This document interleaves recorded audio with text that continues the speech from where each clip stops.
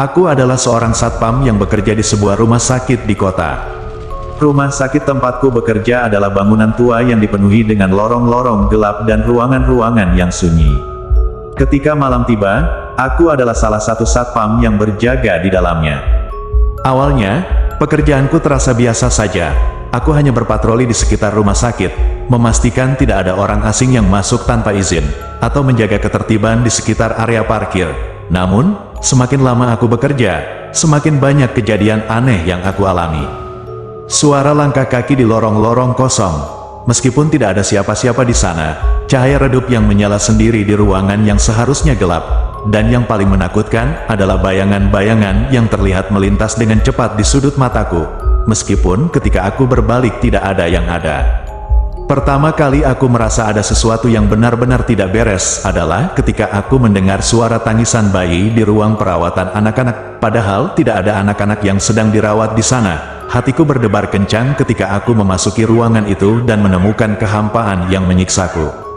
Aku mencoba menyalahkan pikiranku yang terlalu lelah atau imajinasiku yang terlalu liar. Tapi kejadian-kejadian serupa terus berulang. Setiap malam, ada saja hal-hal aneh yang terjadi di rumah sakit ini. Dan aku semakin merasa bahwa aku tidak sendiri di sini. Seiring waktu berlalu, ketakutan itu semakin membesar dalam diriku. Aku merasa seperti ada sesuatu yang mengintai di dalam bayang-bayang, sesuatu yang tidak bisa dilihat oleh mata manusia biasa. Aku mulai mempelajari sejarah rumah sakit ini, mencari tahu apakah ada kejadian tragis atau misterius yang pernah terjadi di sini. Dan benar saja, ternyata rumah sakit ini memang memiliki masa lalu yang gelap. Beberapa dekade yang lalu, rumah sakit ini pernah menjadi tempat yang digunakan untuk eksperimen medis yang tidak manusiawi, banyak pasien yang menghilang tanpa jejak, dan rumor-rumor tentang penampakan hantu dan aktivitas paranormal terus menghantui bangunan ini. Dengan pengetahuan baru ini, aku semakin yakin bahwa aku tidak sendirian di sini. Ada energi negatif yang menguasai rumah sakit ini, dan entah bagaimana, aku merasa terhubung dengannya. Namun, aku tidak bisa meninggalkan pekerjaanku begitu saja. Aku butuh uang untuk hidup, dan pekerjaan sebagai satpam di rumah sakit adalah satu-satunya pekerjaan yang aku miliki. Aku mencoba untuk mengabaikan ketakutan itu dan fokus pada tugas-tugasku. Namun, semakin keras aku mencoba untuk mengabaikannya, semakin kuat pula kehadirannya. Suatu malam, ketika aku sedang melakukan patroli rutin di lorong-lorong yang sunyi, aku merasa seperti ada yang memanggil namaku. Suara itu datang dari arah ruang perawatan yang terbengkalai di ujung lorong. Dengan hati-hati, aku mendekati ruangan itu, meskipun setiap serat dalam diriku memberontak keras menolak untuk melangkah lebih jauh.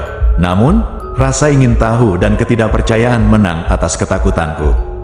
Ketika aku membuka pintu ruangan itu, aku merasakan udara menjadi dingin dan berat di sekitarku. Cahaya remang-remang dari lampu yang redup menyinari ruangan yang penuh dengan debu dan barang-barang yang terbengkalai. Tiba-tiba, aku merasakan sentuhan dingin di pundakku, membuat bulu kuduku merinding. Aku berbalik dengan cepat, tapi tidak ada yang ada di belakangku. Dengan nafas terengah-engah, aku melangkah mundur keluar dari ruangan itu. Namun pintu itu dengan keras tertutup sendiri di hadapanku. Aku merasa seperti terjebak di dalam ruangan yang penuh dengan kegelapan dan ketakutan. Aku mencoba membuka pintu itu dengan keras, tapi pintu itu seperti terkunci dengan kuat. Aku merasa semakin panik, karena aku tahu bahwa aku tidak bisa berada di dalam ruangan itu sendirian. Suara-suara aneh mulai terdengar di sekelilingku, suara-suara yang tidak bisa dijelaskan dengan logika manusiawi. Aku merasa seperti ada sesuatu yang mengintai di dalam bayang-bayang, sesuatu yang jauh lebih kuat daripada aku. Aku berteriak meminta pertolongan. Tapi suaraku hanya bergema di dalam lorong yang sunyi. Aku merasa seperti terjebak dalam mimpi buruk yang tidak pernah berakhir. Tiba-tiba, cahaya putih terang menyilaukan mataku, membuatku menutup mataku dengan keras. Ketika aku membuka mataku lagi, aku berada di luar ruangan itu, berdiri di tengah-tengah lorong yang sunyi.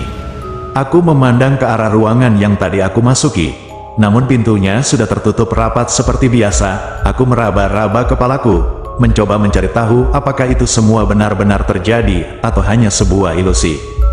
Namun, ketika aku melihat ke arah tanganku, aku melihat sesuatu yang membuat bulu kuduku merinding.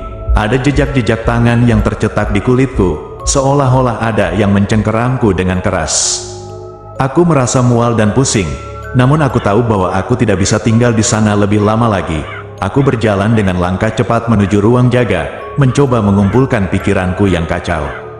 Ketika aku tiba di ruang jaga, aku melihat jam dinding yang menunjukkan pukul 3 pagi. Aku masih belum bisa percaya bahwa semua yang terjadi tadi malam benar-benar terjadi. Aku duduk di kursi jaga dengan tubuh yang gemetar, mencoba meredakan ketakutanku yang masih membuncah di dalam diriku. Aku tahu bahwa aku tidak akan bisa tidur malam ini. Ketika fajar mulai menyingsing, aku merasa lega bahwa malam itu telah berakhir. Namun, di dalam hatiku, aku tahu bahwa ketakutan itu tidak akan pernah benar-benar meninggalkanku.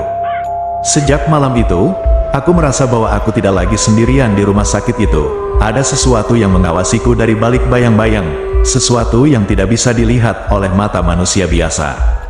Aku mencoba untuk mengabaikan kehadiran itu dan menjalani hidupku seperti biasa, tapi ketakutan itu terus menghantui setiap langkahku. Aku merasa seperti aku sedang diincar oleh sesuatu yang jauh lebih kuat daripada aku. Setiap malam, aku terjaga dalam ketakutan, menunggu suara-suara aneh dan bayangan-bayangan yang mengerikan. Aku merasa seperti aku sedang terjebak dalam mimpi buruk yang tidak pernah berakhir. Tapi, meskipun ketakutan itu menghantui setiap langkahku, aku tidak bisa meninggalkan pekerjaanku begitu saja. Aku butuh uang untuk hidup, dan pekerjaan sebagai satpam di rumah sakit adalah satu-satunya pekerjaan yang aku miliki. Namun, semakin lama aku bekerja di rumah sakit itu, semakin jelas bagiku bahwa aku harus mencari jalan keluar. Aku tidak bisa terus hidup dalam ketakutan seperti ini, dan aku tahu bahwa aku harus mencari cara untuk menghadapi kehadiran itu. Aku mulai mencari tahu lebih banyak tentang sejarah rumah sakit itu, mencari petunjuk tentang apa yang sebenarnya terjadi di sini. Aku berbicara dengan beberapa staf yang sudah bekerja di sini lebih lama dari aku, berharap bahwa mereka bisa memberiku jawaban. Namun, semakin banyak aku mencari, semakin banyak pula rahasia yang terungkap. Aku belajar bahwa rumah sakit itu tidak hanya menjadi saksi dari kejadian-kejadian tragis di masa lalu, tapi juga menjadi tempat di mana energi negatif berkumpul dan menguasai. Aku merasa seperti aku sedang menggali lubang yang lebih dalam dan lebih dalam, tanpa pernah menemukan akhir dari kegelapan yang menyelimuti rumah sakit itu. Aku merasa seperti aku semakin terjebak di dalamnya. Namun, aku tahu bahwa aku tidak bisa menyerah begitu saja. Aku harus mencari cara untuk menghadapi ketakutan itu, dan mengatasi kehadiran yang mengintai di dalam bayang-bayang. Aku memutuskan untuk mencari bantuan dari seseorang yang ahli dalam hal-hal yang berhubungan dengan dunia spiritual. Aku mencari tahu tentang paranormal investigator yang terkenal di kota ini, dan akhirnya menemukan seseorang yang bersedia membantuku. Kami bertemu di luar rumah sakit pada malam hari, ketika bulan purnama bersinar terang di langit malam. Aku merasa seperti aku sedang berada di ambang keputusan besar yang akan memengaruhi seluruh hidupku.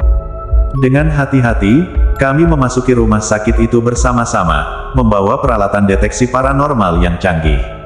Aku merasa seperti aku sedang memasuki wilayah yang gelap dan berbahaya, namun juga merasa lega bahwa aku tidak lagi sendirian. Kami melakukan penyelidikan di sekitar rumah sakit, mencari tahu apakah ada kehadiran paranormal yang menguasai bangunan itu. Kami mengambil sampel suara, gambar, dan rekaman video, berharap bisa menemukan bukti yang membuktikan kehadiran itu.